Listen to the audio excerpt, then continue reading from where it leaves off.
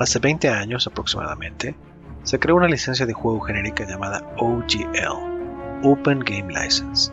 Esta licencia le permitía a otras personas utilizar elementos de un juego muy popular llamado Calabozos y Dragones para crear su propio juego, su propia historia, compartirlo con la comunidad, inclusive hacer negocio o contenido siempre y cuando se le diera el debido crédito a la marca.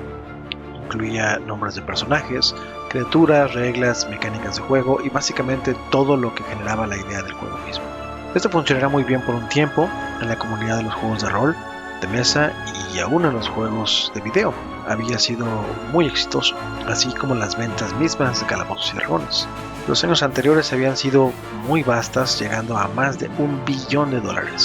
Sin embargo, una página llamada Gizmodo, que se dedica a investigar y publicar informes sobre avances tecnológicos, trae un reportaje que nos hace saber que el nuevo OGL 1.1 está listo a ser lanzado y que implicará muchos cambios para todos los creadores en general, principalmente para los independientes. El mismo está dividido en 7 partes principales. La primera, acaparador. Y bajo la marca Hasbro y su subsidiaria Wizards of the Coast, mediante esta nueva licencia, puede tomar, distribuir, vender o hacer lo que sea con el contenido de cualquier creador y en retorno no pagarles absolutamente nada. La segunda, vigilante. Se debe a que tendrían los creadores que reportar todo: los productos, los precios, las ganancias, dar una copia de los mismos para hacer el trabajo más fácil de replicar todo el producto. Tercera, destructivo. Significa que revoca la licencia anterior y si no se firma el nuevo acuerdo, no puede crearse más contenido, o de lo contrario, serán demandados. Cuarta, unilateral. Pueden cambiar los términos del acuerdo cuando así lo requieran, solo con un aviso de 30 días de anticipado a los nuevos términos que ellos hayan tomado. Quinta, despótico. Pueden terminar el acuerdo de manera unilateral en cualquier momento, por cualquier motivo, ya sea por hacer contenido ofensivo en los términos que así lo consideren o determinen. Sexta, tiránico. Los creadores pierden el derecho legal de reclamar cualquier determinación a la que la marca llegue por ninguna vía. Séptima, voraz. Pretende tomar el 25% de los ingresos brutos, es decir, del total de los ingresos por encima de $75,000 al año. Ello se reserva el derecho de cambiar el monto a su discreción. Puede ser de $1 al año, si es que así lo determinan una vez ya firmado el contrato, y por supuesto los creadores no tendrán voz ni voto en ello. ¿Qué tal?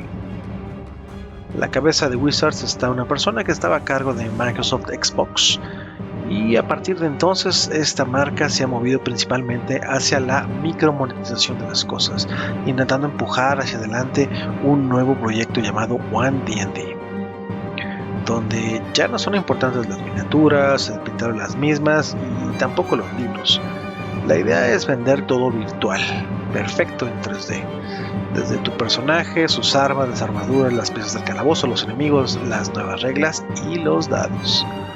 Todo microtransacciones almacenadas en sus servidores, no en tu repisa o en tu librero. Con el nuevo acuerdo de licencia que parece estar siendo lanzado, la compañía está buscando obtener una gran parte de los ingresos de los creadores también de contenido. Había sido muy grato poder ver mesas de juego, tal como es el caso de Critical Role en Estados Unidos, en donde participan actores de doblaje como Matt Mercer, que a través de una mesa de juego se hace contenido de YouTube, además de que es una página sumamente famosa. Con un total de 1.8 millones de suscriptores, por ejemplo, ellos han logrado inclusive hacer una caricatura independiente en Amazon Prime llamada Vox Machina, basándose en sus aventuras. Inclusive tuvieron la oportunidad de hacer un Kickstarter, logrando recabar casi $9 millones para esta animación.